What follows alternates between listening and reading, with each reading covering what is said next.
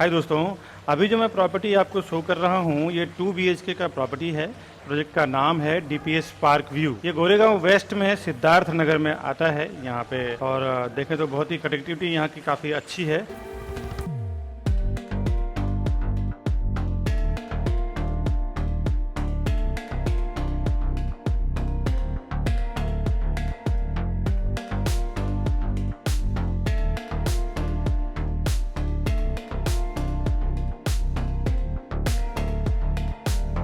हाय दोस्तों, मैं विकास बरनवाल, CP यानी authorise channel partner of builder and property consultant. हम लोग 0% ब्रोकरेज में काम करते हैं। और आइए जिस प्रोजेक्ट का मैंने दिखाया है उसका फ्लैट देखते हैं, साइजिंग, प्राइजिंग, PDF और वीडियोस के जरिए। फिर आगे और डिटेल कनेक्टिविटी, साइजिंग सब जानेंगे, साथ ही साथ क्या एमिनिटीज़ है वो सब भी जानेंगे।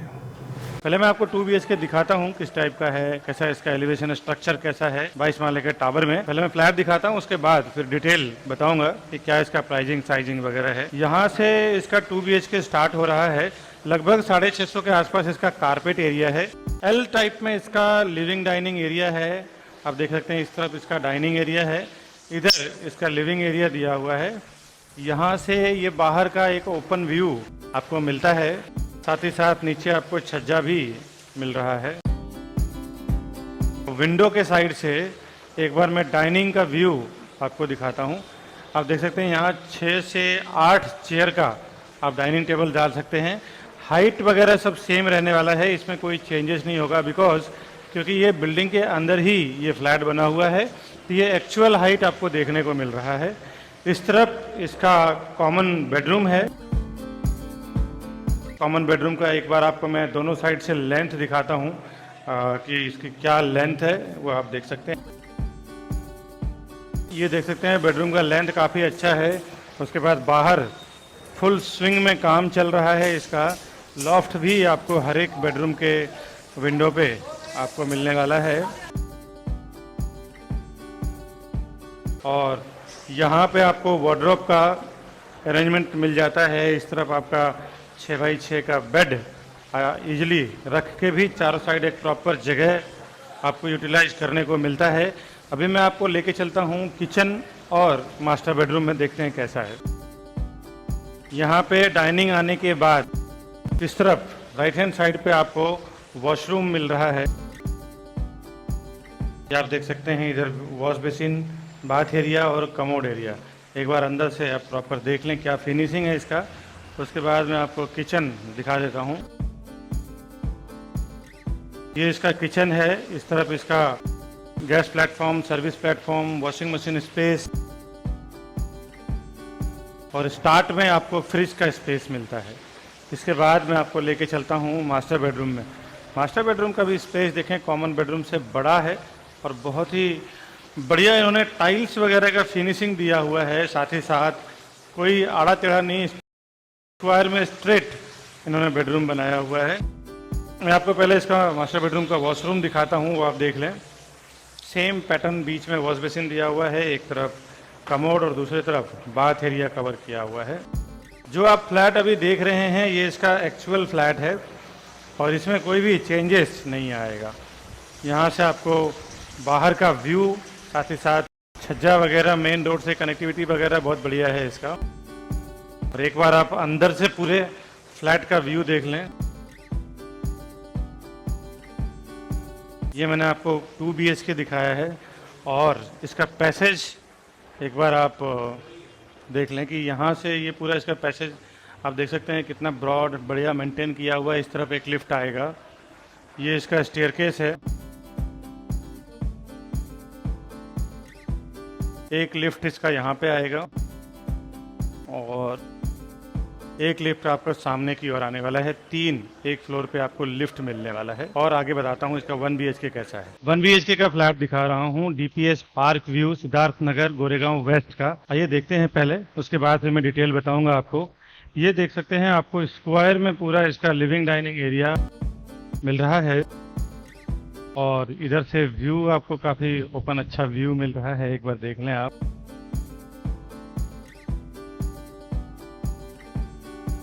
ये लिंक रोड से बहुत पास में पड़ता है, ज़्यादा ज़्यादा आप 1-2 मिनट 3 मिनट डिस्टेंस पे पहुंच जाते हैं लिंक रोड में। ये इसका हाइट वगैरह सेम रहेगा। क्योंकि ये एक्चुअल फ्लैट में आप अभी खड़े हैं और देख रहे हैं। अभी मैं आपको लेके चलता हूँ अंदर के साइड। को लेफ्ट हैंड साइड पे इसका कॉमन वॉशरूम मिल रहा है। स्टार्ट में वॉश बेसिन, उसके बाद बाथ एरिया, उसके बाद कमोड एरिया। इससे थोड़ा सा आप आगे बढ़ेंगे तो आपको किचन में सर्विस प्लेटफॉर्म, गैस प्लेटफॉर्म इस तरफ आएगा, आपको सर्विस प्लेटफॉर्म इस तरफ आएगा। ये यहाँ वॉशिंग मशीन का स्पेस है और स्टार्ट में फ्रिज का स्पेस है। इन्होंने ओपन किचन का कंसेप्ट रखा है। अगर आप कवर्ड किचन करना चाहें या ऐसा आपका अगर मत हो कि बाथरूम के सामने किचन ना आए, तो आप यहाँ से ग्लास का कुछ डिजाइनर या फिर बंद कर सकते हैं और यहाँ से डोर रख सकते हैं ताकि किचन के सामने वॉशरूम यानी बाथरूम ना आए। तो वास्तु के हिसाब से कुछ लोग मानते हैं, कुछ लोग तो जो फ्री माइंड है उनके लिए कुछ फर्क नहीं पड़ता ओपन किचन भी रखें तो। अब अंदर चलते हैं, इसका मास्टर बेडरूम देखते हैं। मास्टर बेडरूम कितना ब्यूटीफुल इन्होंने बनाया हुआ है। ये आप स्ट्रेट यहाँ से देखें तो इस तरफ से आपको मास्टर बेडरूम का स्पेस दिखाई देता है। नीचे छोटा छज्जा भी दिया हुआ है। एक बार मैं विंडो के साइड से आपको कवर करके दिखाता हूँ। ये विंडो के साइड से सामने आपको मास्टर बेडरूम का वॉशरूम।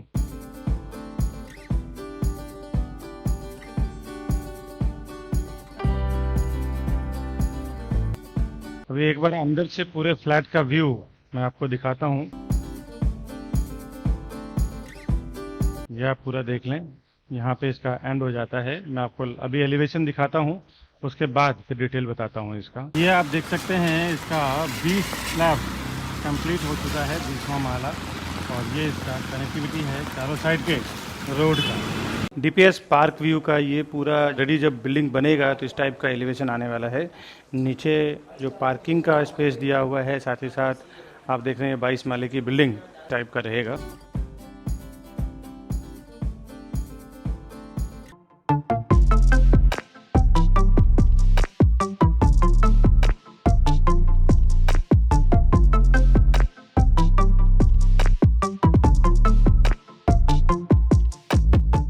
अभी जो मैंने आपको दिखाया है एलिवेशन फ्लैट और किस टाइप का 1 BHK 2 BHK है, प्रोजेक्ट का नाम बता दूं, डीपीएस पार्क व्यू ये प्रोजेक्ट का नाम है और कंपनी का नाम है बीपी इंफ्रा। 22 माले का टावर है ये, गोरेगांव वेस्ट में ये आता है आपको सिद्धार्थ नगर में, नियर हाथी सर्कल। और इसमें 1 BHK और 2 BHK दो टाइप की प्रॉपर्टी है। इसमें कुछ प्रीवियस प्रोजेक्ट की बात करूं कि क्या क्या इन्होंने बनाया है, तो आप देखें डीपीएस ग्रीन, डीपीएस 1, बिल्कॉन एक दंता, डीपीएस नक्षत्रा हाइट। 22 माले के टावर में 20 स्लैब, इसका 20 स्लैब हो चुका है और थोड़ा ही काम बाकी है। लगभग 80-90% काम तो इसका हो ही चुका है। हाफ एकड़ का इसका लैंड एरिया है लगभग, जिसमें कि 70% में कंस्ट्रक्शन है और 30% इसका ओपन स्पेस है ग्राउंड फ्लोर पे। हर एक फ्लोर पे 5 फ्लैट, 3 हाई स्पीड लिफ्ट और 2 स्टेयरकेस है। लगभग 210 फ्लैट का पूरा ये कॉम्प्लेक्स है। महाड़ा डेवलपमेंट का जो प्रोजेक्ट है वो उसके भी फ्लैट्स काउंट हो जाते हैं क्योंकि ये महाड़ा रिडेवलपमेंट है। एमिनिटीज इसके कुछ तो फर्स्ट फ्लोर पे है और कुछ इसके टॉप फ्लोर पे दिया हुआ है। और पार्किंग की बात करूं, इसमें स्टेक पार्किंग रहेगा। Stack parking in the sense puzzle parking type का होता है, वो बटन से ऑपरेट करते हैं उसको। रेरा में इसका पोजीशन देखें दिसंबर 2024 में है, लेकिन ये आपको फैब 2024 में आपको ये पोजीशन दे देंगे क्योंकि बिल्डिंग ऑलमोस्ट रेडी हो चुका है। किसी भी बैंक से आप लोन लेना चाहें तो इजीली आपको लोन मिल जाएगा, जिसमें इंटरनेशनल बैंक हो, नेशनलाइज बैंक हो, प्राइवेट फाइनेंस हो, किसी भी बैंक में जहाँ पे भी आपका सर्विस अकाउंट हो, बिजनेस अकाउंट हो, वहाँ से आप लोन ले सकते हैं। लोन के लिए भी आप हमें बताएं, अगर प्रॉपर्टी लेते हैं तो लोन के लिए भी हम पूरी हेल्प कर देंगे आपको। व्यू की बात करें तो इसमें चारों साइड से ओपन व्यू है क्योंकि आसपास में छोटे बिल्डिंग्स हैं और इसमें सिटी व्यू मिल जाता है आपको, मेन रोड का व्यू मिल जाता है आपको। और ज़्यादातर इसमें हिंदू लोकेलिटी के लोग हैं, हिंदू और कॉस्मो लोकेलिटी बोल सकते हैं, लेकिन हिंदू लोकेलिटी के ज़्यादा यहाँ पे लोग हैं, पूरा मेजोरिटी हिंदू है। 1 BHK और 2 BHK दो टाइप की प्रॉपर्टी है इसमें। 1 BHK का कारपेट एरिया 456 यानी 456 स्क्वायर फुट का है। 2 BHK का 600, 609, 643, 600, 609 स्क्वायर फुट और 643 स्क्वायर फुट का 3 टाइप का इसमें 2 BHK डेवलप कर रहे हैं, ये बना रहे हैं। जोड़ी की बात करूं, इसमें 1 BHK और 2 BHK यानी कि 1 और 2 की जोड़ी भी आपको मिल जाएगा। अगर आप बड़ी फैमिली के साथ में रहना चाहते हैं एक साथ में, तो 1 BHK 2 BHK जोड़ी को लेके 4 BHK में उसको कन्वर्ट कर सकते हैं। एक किचन जो होता है उसको बेडरूम में आप कन्वर्ट कर सकते हैं। और प्राइसिंग की बात करूं, जिसमें 1 BHK जो मैंने साइज बताया है उसमें 1 करोड़ से लेके 1 करोड़ 9 लाख की बीच में इसकी प्राइस रहेगा। 2 BHK की बात करूं उसमें 1.40 CR यानी 1 करोड़ 40 लाख से लेके 1.54 CR 1 करोड़ 54 लाख के बीच में इसका प्राइस रहेगा। तो ये एक प्राइस आप समझ लें कि एक बिटवीन प्राइस है, टेंटेटिवली प्राइस है। एक बार आपकी पेमेंट का कैसा अरेंजमेंट है उसके ऊपर हम बात कर सकते हैं कि कितना नेगोशिएट हम करा सकते हैं। किसी किसी प्रोजेक्ट में तो 5 to 10% नेगोशिएट होता है, किसी किसी प्रोजेक्ट में 2 to 3% नेगोशिएट होता है। डिपेंड आपका पेमेंट कैसा है उसके ऊपर हम बात कर सकते हैं। लेकिन एक टेंटेटिवली मैंने आइडिया दिया है कि यहाँ पे ये प्राइस चल रहा है। ये मैं फ्लैट कॉस्ट की बात कर रहा हूँ। इसके बाद आपको रजिस्ट्रेशन, स्टाम्प ड्यूटी, GST वगैरह जो 10 to 15% एक्स्ट्रा आता है वो आपको अलग से गवर्नमेंट टैक्सेस जो होता है वो लगेगा। अभी मैं एमिनिटीज की बात करूं, जिसमें gymnasium and yoga centre, garden and walking park, terrace garden, bicycling park, jogging track, family function area, kids play area, sit out area, toddler zone, grand entrance lobby, senior citizen area, game and toddlers play area, indoor game, Zumba and aerobics room, ये सब सारा amenities रहेगा। एक यहाँ का सबसे बड़ा plus point है कि लिंक रोड यहाँ बहुत पास में है। हार्डली आप 2 से 3 मिनट के ट्रैवलिंग डिस्टेंस पे आप लिंक रोड रीच कर जाते हैं बहुत ही जल्द। लिंक रोड व्यू और सिटी व्यू चारों साइड से फ्लैट आपको मिलता है जब आप 3rd और 4th फ्लोर के ऊपर जब प्रॉपर्टी लेते हैं। बहुत ही नियर टू पोजीशन ये प्रॉपर्टी है। आप देखें तो अभी हम जुलाई में बैठे हैं, फेब मार्च में आपको पोजीशन मिल जाएगा। तो हार्डली 6 से 8 महीने के अंदर ही आपको पोजीशन यहाँ पे मिल जाएगा। दोस्तों, प्रॉपर्टी के साथ हम लोग लोन का भी काम करते हैं, तो लोन का भी अगर रिक्वायरमेंट रहेगा तो उसमें भी हमारी लोन वाली जो टीम अलग से वर्क करती है, प्रॉपर्टी सेल्स की टीम जो है वो हमारी अलग से काम करती है। तो दोनों टीम आपको हेल्प करेगी प्रॉपर्टी परचेस करने से लेके टिल पोजीशन तक। इवन पोजीशन के बाद भी रेरा के लॉ के हिसाब से 5 साल की लाइबिलिटीज होती है। किसी भी डेवलपर को, कस्टमर को अगर कुछ लीकेज हो या कुछ ब्रेक हो जाता है, उसकी लाइबिलिटी, डिफॉल्ट लाइबिलिटी बिल्डर की होती है, उसमें भी हम आपके साथ होते हैं। इवन लॉन्चिंग जो प्रॉपर्टी होती है उसमें तो हम लोग 10 साल तक कस्टमर के साथ होते हैं। तो ये जो सबको पता नहीं है, जो मैं आपको आज बताने जा रहा हूँ कि 10 साल की गारंटी बिल्डर को होती है कस्टमर को फैसिलिटी पहुंचाने का। दोस्तों, बहुत सारे लोग हमारे इस वीडियो को देखने के बाद डायरेक्ट चले जाते हैं प्रॉपर्टी खरीदने के लिए। उन्हें ऐसा लगता है कि मैं प्रॉपर्टी डायरेक्ट लूंगा तो हमारा ब्रोकरेज का फीस यानी CP जो चैनल पार्टनर होते हैं उसका ब्रोकरेज चार्ज बच जाएगा। दोस्तों, आपको एक बार बता दूं, बिल्डर के पास इतना टाइम नहीं होता कि वो वहां पे बैठ के प्रोजेक्ट को बेचे। क्या क्या चीजों को वो इंक्लूड करते हैं। जब कोई भी फाउंडेशन वो डालते हैं ना किसी प्रोजेक्ट का है, तो एक नई कंपनी बनाते हैं ज्वाइंट वेंचर में या फिर खुद की CA के द्वारा, और उसके बाद क्या क्या चीजें कैलकुलेट होता है एक प्रोजेक्ट को सेल करने के लिए, वो आज आप ध्यान से समझें। पहले तो लैंड का प्राइस कैलकुलेट होता है, उसके बाद जो CA के चार्जेस होते हैं, इंजीनियर का चार्जेस होता है, आर्किटेक्ट का चार्जेस होता है, साथ ही साथ ये सब होने के बाद फिर वो कंस्ट्रक्शन होगा। उसके लिए एक कॉन्ट्रैक्टर को कॉन्ट्रैक्ट दिया जाता है, चलो इस कंस्ट्रक्शन को, पूरे बिल्डिंग को कंप्लीट करेंगे और बना के उसको हैंडओवर। साथ ही साथ म्युनिसिपल कॉर्पोरेशन, MBMC होती है, BMC होता है, TMC होता है, कहीं ग्राम पंचायत होता है। तो ये सारों जो गवर्नमेंट बॉडी जहाँ पे काम करती है, गवर्नमेंट अथॉरिटी जहाँ पे काम करती है, वहां से परमिशन लिया जाता है। ये तो बेसिक बिल्डिंग और कंस्ट्रक्शन का खर्चा हो गया। इसके बाद ऑफलाइन मार्केटिंग, जो हाईवे पे होर्डिंग्स लगता है, बोर्ड लगता है, उसका पैम्पलेट्स होते हैं, उसका ब्राउसर होता है, उसका ऑनलाइन मार्केटिंग में जिसमें वेब पोर्टल्स होते हैं, जो प्रॉपर्टी पोर्टल्स होते हैं, जिसमें मैजिक ब्रिक, 99 एकड़ हाउसिंग, ये सब जो पोर्टल्स होते हैं। इसके बाद एजेंट मार्केटिंग की बात करता हूँ, जो रियल एस्टेट एजेंट यानी चैनल पार्टनर्स या प्रॉपर्टी डीलर्स को जो ब्रोकरेज दिया जाएगा, वो भी ये सारे प्राइस को इंक्लूड करके फिर डिसाइड होता है कि प्रोजेक्ट का पर स्क्वायर फुट प्राइस क्या होगा। बिल्डर पहले से ही सारे प्राइस को इंक्लूड करके फिर वो एक पर स्क्वायर फुट प्राइस बनाते हैं। इसके बाद जो वो सेल्स टीम हायर करते हैं, सेल्स टीम का भी जो 2 से 3 साल में क्या खर्च आएगा सेल्स टीम को लेके, एक 10 लोगों की या 8 लोगों की टीम होगी उस प्रोजेक्ट को बेचने में, उसका भी पूरा एक एक्सपेंस जोड़ दिया जाता है। पूरा एक्सपेंस जोड़ने के बाद पर स्क्वायर फुट प्राइस डिसाइड करते हैं, फिर मार्केट में लॉन्च करते हैं कि ये प्राइस में बेचना है। तो फ्रेंड्स, कहाँ से आपका प्राइस बचेगा ये आप एक कैलकुलेशन लगा सकते हैं। आप देखें कहीं कहीं पे सोल सेलिंग टीम नहीं होती और कहीं कहीं पे उनकी सेल्स टीम नहीं होती, तो किसी किसी को मैंडेट दे दिया जाता है कि भाई मैं 500 से 1000 फ्लैट का प्रोजेक्ट बना रहा हूँ, मेरा काम है बनाना, और आपका काम है सेल करना। दोस्तों उसमें ना एक अच्छा खासा पर स्क्वायर फुट पे कमाई होती है, 500,000 रुपीज पर स्क्वायर फुट पे कमाई होती है मैंडेट टीम की। एक प्राइस डिसाइड होता है कि इतना बॉटम प्राइस आपका है, इसके ऊपर जो भी मैं प्राइस में सेल करूंगा पूरा का पूरा मेरा रहेगा। सपोज बिल्डर अगर 15,000 रुपये 15,000 रुपीज पर स्क्वायर फुट अगर प्राइस वो देता है सेल करने के लिए, और मैंडेट टीम जो होती है, सोल सेलिंग टीम जो होती है, अगर वो 16,000 रुपये पर स्क्वायर फुट में बेचती है तो 1,000 रुपीज पर स्क्वायर फुट का उसको अलग से कमीशन बन जाता है दोस्तों। तो ये कोई आपको नुकसान करने वाली चीज नहीं है। और सीपी के साथ जाने में क्या फायदा है आपको, फर्स्ट टाइम जब विजिट करते हैं ना बिल्डर के प्रोजेक्ट पे, उसी टाइम आप सीपी को साथ में लेके जाएं। नहीं तो कई बार ऐसा मैंने देखा है प्रैक्टिकल की, विकास जी मैंने जाके वहां पे विजिट किया है, अब आप बताइए प्राइसिंग में क्या करा पाएंगे। इस चीज को देख के दोस्तों मैंने कई बार देखा है कि एक बार जब आप बिल्डर के सिस्टम में एंटर कर जाते हैं, उनके सॉफ्टवेयर पे आपका नाम, आपका कॉन्टैक्ट नंबर जब एक बार रजिस्टर हो जाता है तो आप तकरीबन 3 से 6 महीने के लिए आप उनके साथ लॉक हो जाते हैं। उसके बाद जब क्लाइंट हमारे पास आते हैं, बायर हमारे पास आते हैं कि हमारा प्राइस का क्या होगा, डॉक्यूमेंटेशन का क्या होगा, उसके बाद हम कुछ नहीं कर सकते, क्योंकि डेवलपर का ये कहना है कि ये हमारे डायरेक्ट कस्टमर है, इसमें आप इंटरफेयर ना करें। आप इंटरफेयर करेंगे तो फिर कुछ मतलब नहीं है, आपको हम कंसिडर ही नहीं करेंगे, आपको हम काउंट ही नहीं करेंगे। तो कभी भी फर्स्ट टाइम जब आप बिल्डर के प्रोजेक्ट पे जाते हैं तो उसी टाइम आप अपने सीपी को साथ में लेके जाएं, जिसको भी उस प्रोजेक्ट के रिलेटेड नॉलेज है। अभी मैं जो भी मार्केटिंग कर रहा हूँ ना अपने चैनल पे, इस सारे प्रोजेक्ट का आप देखें तो डॉक्यूमेंटेशन, डिटेल सब कुछ हमें पता होता है, तब जाके हम उस प्रोजेक्ट का प्रमोट करते हैं अपने चैनल पे, ऑनलाइन या फिर कोई भी वे से। प्रोजेक्ट का क्या डिमांड है, क्या सप्लाई है, उसका भी नॉलेज आपको नहीं है।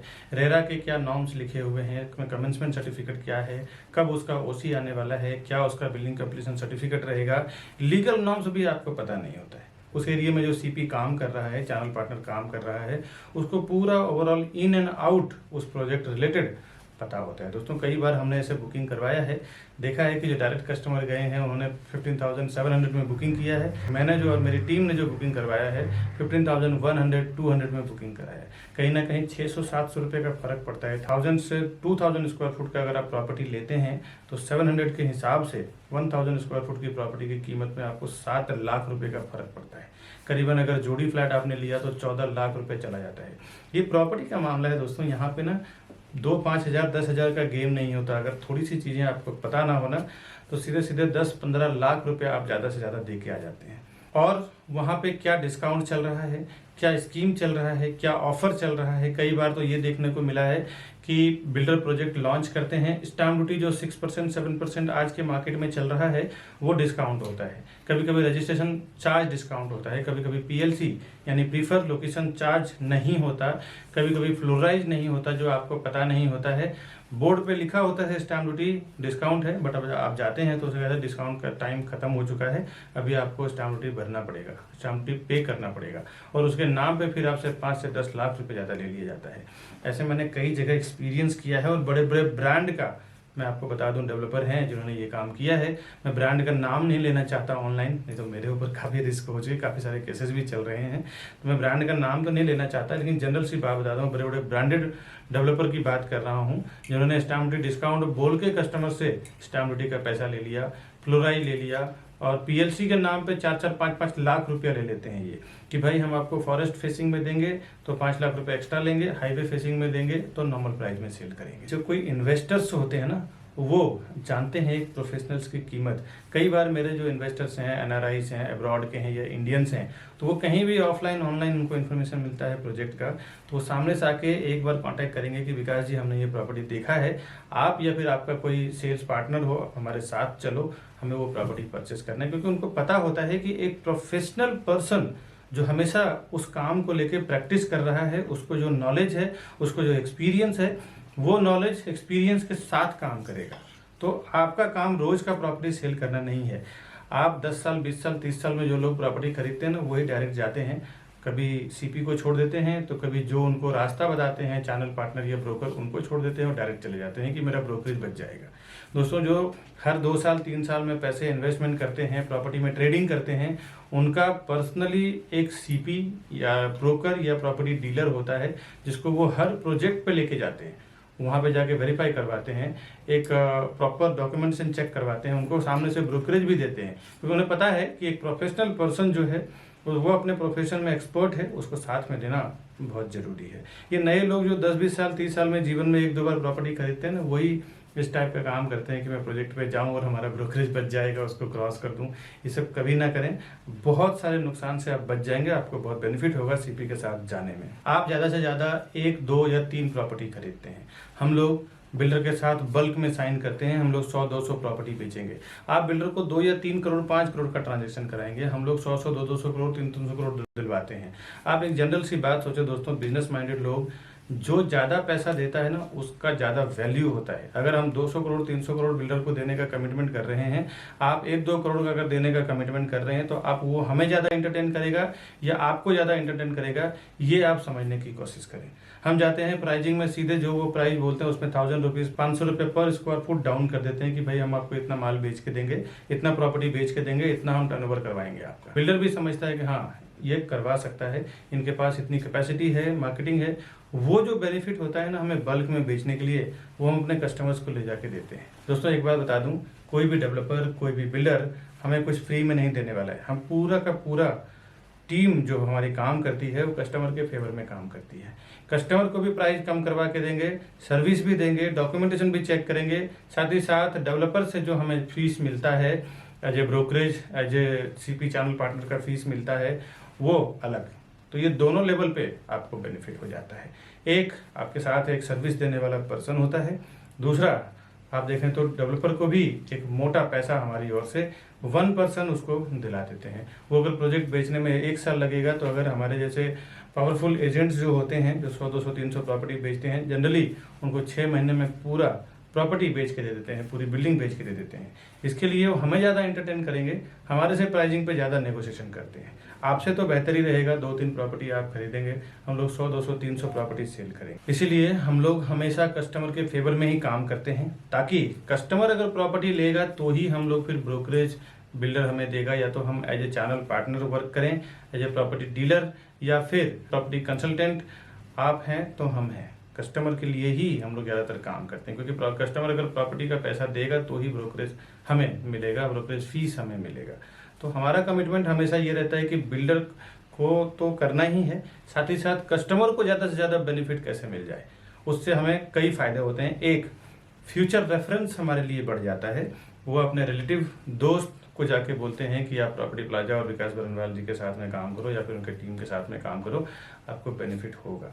Demand and supply, in future अगर आप एनआरआईज हैं या फिर आप केयर टेकिंग नहीं कर सकते हैं, तो उसमें भी हमारी पूरी टीम होती है जो प्रॉपर्टी का केयर टेकिंग करना, बाद में रेंट आउट करना, या फिर रीसेल करना हो जब उसका प्राइस एक लेवल पे हाइप हो जाता है तो, या फिर नए प्रॉपर्टी में इन्वेस्टमेंट करना, उसके लिए कुछ एडवाइजिंग हो गया, या नया कोई अर्जेंट सेल प्रॉपर्टी आई तो वो एक नोटिफिकेशन देना, ये पूरी हमारी रिस्पॉन्सिबिलिटी होती है। हमारे कस्टमर को ज़्यादा से ज़्यादा बेनिफिट कैसे दिलाएं, ताकि वो फ्यूचर में हमारे लिए रेफ़र करे अपने रिलेटिव को, अपने दोस्त को, अपने आसपास में रहने वाले लोगों को। दोस्तों सीपी के पास कई ऑप्शंस होते हैं, आपको पता नहीं होता कि एक लोकेशन में क्या क्या कौन सा प्रोजेक्ट चल रहा है, लेकिन बट एक चैनल पार्टनर के साथ काम करने में आपको प्रॉफिट क्या होता है, बेनिफिट क्या होता है, उसके पास कई ऑप्शंस होते हैं जो उसी प्रोजेक्ट से मिलता जुलता है। उसमें भी आपको हेल्प मिल जाता है कि क्या क्या कहाँ पे सर्वे करना है। दोस्तों अभी जो हमने प्रोजेक्ट दिखाया आपको, ऐसे मैं नए नए प्रोजेक्ट हमेशा लेके आते रहता हूँ। आज के वीडियो में बस इतना ही, मिलूँगा नए वीडियो में नए प्रोजेक्ट के साथ, नए कोई अर्जेंट सेल वाली प्रॉपर्टी के साथ। तब तक के लिए हमें दीजिए इजाज़त। नमस्कारम।